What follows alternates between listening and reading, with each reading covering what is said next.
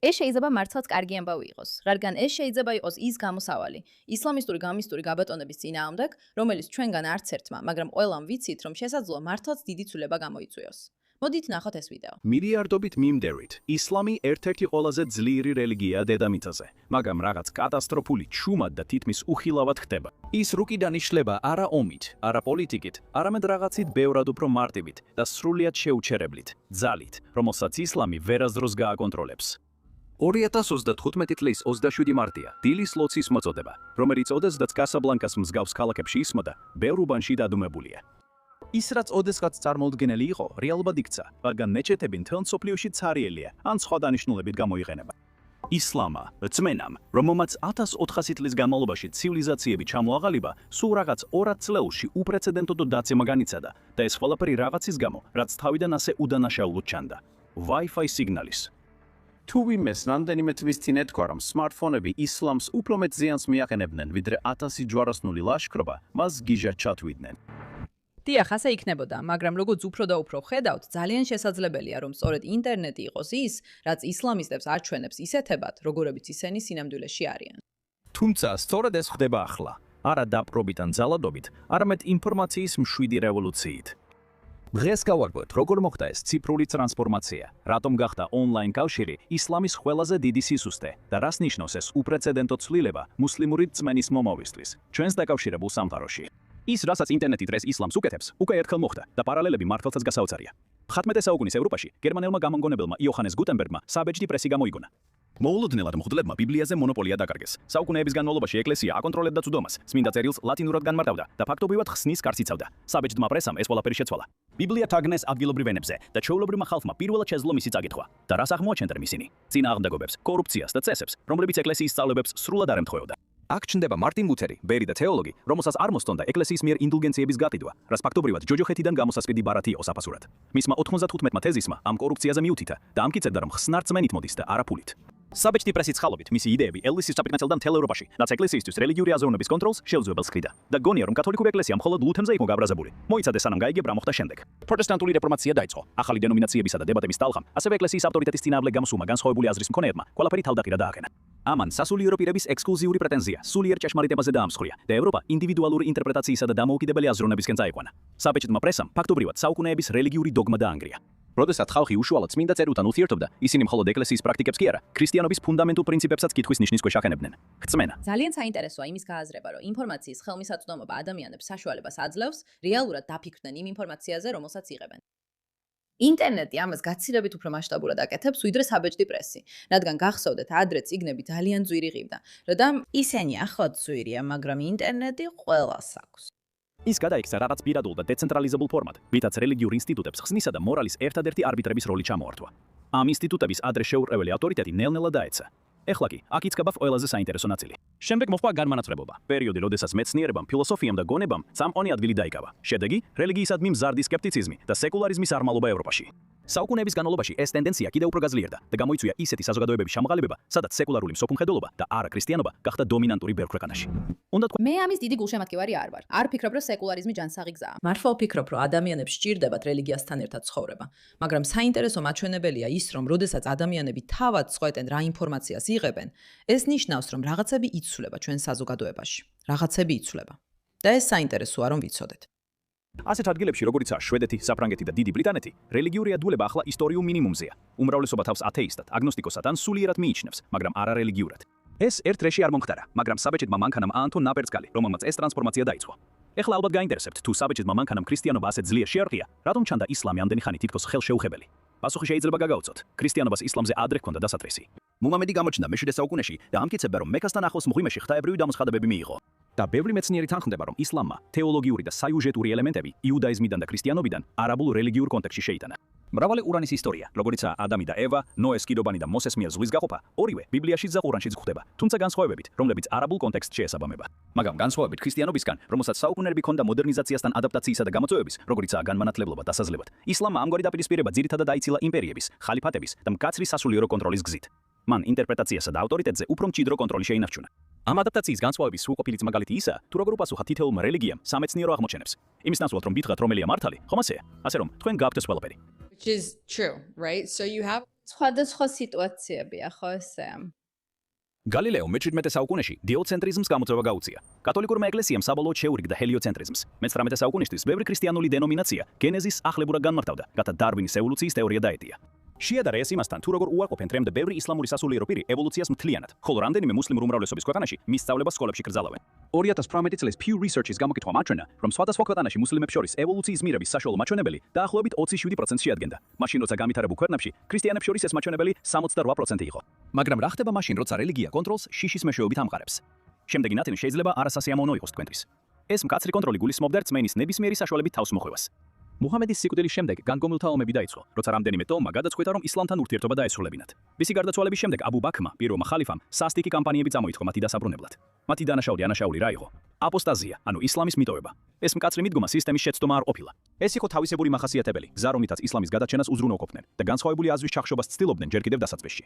ნებისმიერ გადახვევა ისლამის წმინდა სწავლებებიდან, როგორც მუჰამედი და მისი თანამოაზრეები ასწავლიდნენ, ერესად ითვლებოდა. სხვა სიტყვებით რომ ვთქვათ, რწმენის კითხვის ნიკვეშვის ნიშნის ქვეშ დაყენება ან ახალ გარემოებებზე მორგება უბრალოდ არაპოპულარული კი არ იყო. ეს შეიძლება სიცოცხლის ფასად დავჯდომოდა. გულისხმობ რა საოცარი რელიგიაა, რომ თუ რამეს იტყვი, ან რამეს კითხვის ნიშნის ქვეშ დააყენებ, შეიძლება სიცოცხლესაც კი დაგაკარგვინო. საოცარია, ძალიან მოგწონს, მართლა ძალიან მოგწონს. აზრის თავისუფლება ყველასთვის. არც კი იყო არჩევანი, როცა გონია რომ კონტროლი აღარ გაიზრდება, კიდევ უფრო მკაცრი ხდება. ისლამური სწავლების ერთ-ერთი ქვაკუთხედი მორწმუნეების დისციპლინაში შენარჩუნებაა. თავად ყურანი აფრთხილებს მორწმუნეებს, დონეებს რომ ზედმეტად ღრმად არ ჩაძუვნენ. მორწმუნენო, ნუ კითხულობთ იმ საკითხებზე, რომლებიც თუ გაგიმჟავნებენ, გულს დაგწვეთ. ყურანი, სურა 5, აიას ერთი თარგმანით. ნუ დასვამთ კითხვებს, რომელთა პასუხებით შეიძლება არ მოგეწონოთ. ეს ფაქტობრივად აქვეითებდა ცნობის მოყარეობასა და ინტელექტუალურ ძიებას. მუჰამედი ამ პოზიციას ჰადითშიც ამყარებდა, სადაც როგორც ამბობენ განაცხადა. მუსლიმებს შორის ყველაზე დიდი ცოდვილები ისინი არიან, ვინც ძალიან ბევრ კითხვას სვამენ. გზავნილი ნათელი იყო. მე მეგონა, რომ ყველაზე დიდი ცოდვილები ის ადამიანები იყვნენ, ვინც ისლამს უარყოფენ. მაგრამ არა, თურმე ისინი არიან, ვინც ძალიან ბევრ კითხვას სვამენ ჩემი რწმენით. არც გამაუპატიურებლები, არც პედოფილები, არამედ ის არის, ვინც ამ კითხვებს სვამს. აქ უპირობო რწმენა სათნოებაა. კითხვა კი საშიშია. მიზეზი? კითხვები აუცილებლად გამოავლენს შეუსაბამობებს დოქტრინაში. აი ირონია, რომელიც არავის წარმოედგინა. ამ კაცმა კონტროლმა რწმენებსა და პრაქტიკებზე საუკუნეების განმავლობაში წარმატებას მიაღწია, რამაც ისლამს საშუალება მისცა გაფართოებულიყო და ამავე დროს შეენარჩუნებინა გამოჩეული ერთგვაროვნება სხვადასხვა იმპერიაში. თუმცა პარადოქსი სწორედ ამ სიმკაცრეშია. ნებისმიერი რწმენის სისტემა, რომელიც აგრესიულად ახშობს ცვლილებებსა და კითხვებს, საბოლოოდ მყიფე და დაშლისადმი მოწყვლადი ხდება. ისტორიის განმავლობაში განსხვავებული აზრის მქონეებს არ ჰქონდათ ინფრასტრუქტურა, რომ დაკავშირებოდნენ ერთმანეთს, გაეზიარებინათ თეთრები ან შეექმნათ საზოგადოებებები. შემდეგ ყველაფერი შეიცვალა ინტერნეტის გამოჩენით, უსაზღვრო სივრცეში, სადაც ნებისმიერ კითხვას, რამდენადაც აკრძალული არ უნდა ყოფილიყო, ხმა მიეცა. ინტერნეტმა რადიკალურად შეცვალა ის, თუ როგორ უგდებიან ადამიანები რელიგიურ კითხვებს. ექსნას, ჩრდილოეთ ამერიკის ყოფილი მუსლიმების ორგანიზაციის მიერ გამოკითხულმა, ყოფილმა მუსლიმებმა 2023 წლის აპოსტატების კვლევაში აღნიშნეს, რომ ონლაინ ფორუმები იყო მთავარი კატალიზატორი რელიგიური ეჭვების გაჩენისთვის. გამოკითხულთა 68%-ის მიხედვით. ერთმა რესპონდენტმა საუდის არაბეთიდან აღწერა, როგორ დაარღვია ციფრულმა კავშირებმა მათი იზოლაცია. ქვეყანაში, სადაც აპოსტაზიას სიკვდილით სჯიან, იზოლაციის ძლიერი განცდა გიჩნდება. გონია, რომ ეჭვებში მარტო ხარ. ინტერნეტმა ეს ილუზია ერთ ღამეში დაამსხვრია. მოულოდნელად აღმოვაჩინე ათასობით სხვა ადამიანი, რომლებიც იმავე კითხვებს სვამენ, ვისი ხმამაღლად მათ მემეშინოდა. საინტერესოა იმის გაფიქრებაც კი, რომ ინტერნეტი იმ ადამიანებისთვის ქმნის საზოგადოებას, ვისაც რეალურ ცხოვრებაში ასეთ საზოგადოება არ აქვს. ადგილ, სადაც შეუძლიათ ონლაინ ისაუბრონ და იმსჯელონ. საინტერესოა აღინიშნოს, რომ ისეთ ადგილებში, როგორიცაა ჩინეთი, ამგვარ კომუნიკაციას არ უშვებენ, რადგან კარგად ესმით, რომ ადამიანები ჯგუფებად შეიკრიბებიან და წინააღმდეგობას გაუწევენ. მაგრამ შეიძლება საბოლოოდ სწორედ ისლამის შიგნით მყოფი ადამიანები აღმოჩნდნენ, ვინც მიხვდებიან, რომ რელიგიასთან პრობლემები აქვთ და ისინი გახდებიან ის ძალა, ვინც მის მოშორებას შეეცდება. ისლამი გაშიშვლდა, მისი ფენები გაიხსნა და გამოავლინა წინააღმდეგობები, მორალური შეუსაბამობები და საუკუნეების განმავლობაში დაგროვილი დოგმები, რომლებიც არასოდეს გამხდარა ნამდვილი კრიტიკის საგანი. ციფრულმა რევოლუციამ უპრეცედენტო რამ შეძლო. მან მთელი რწმენის სისტემა საზოგადოებრივი ანგარიშვალდებულების მკაცრ ყურადღების ცენტრში მოაქცია. რელიგიური ავტორიტეტები, რომლებიც თაობების განმავლობაში აკონტროლებდნენ ნარატივს, მოულოდნელად უძლურები აღმოჩნდნენ. მათი ექსკლუზიური განმარტებითი ძალაუფლება მასობრივი ინფორმაციის ხელმისაწვდომობის ფონზე გაქრა. შეიძლება გონიათ ეს ყველაფერი გადაჭარბებულად ჟრერს. მოემზადეთ გაოცებისთვის. მონაცემები დამაჯერებელ ამბავს გვხვდება.